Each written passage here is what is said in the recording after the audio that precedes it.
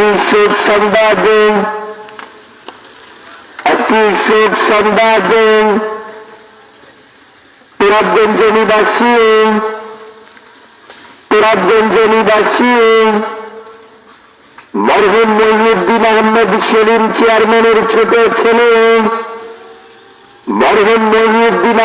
সেলিম চেয়ারম্যানের ছোট ছেলে জনাব ফয়সাল আহমেদ রতন চেয়ারম্যানের ছোট ভাই মোহাম্মদ আরিফ আহমেদ রনি সৌদি আরব হৃদরোগে আক্রান্ত হয়ে ইন্তেকাল করিয়াছেন। ইন্না লিল্লাহি ওয়া ইন্না ইলাইহি রাজিউন। মরহুমের জানাজার নামাজ আজ বাদ আসর তুরাবগঞ্জ উচ্চ বিদ্যালয় মাঠ প্রাঙ্গণে অনুষ্ঠিত হইবে।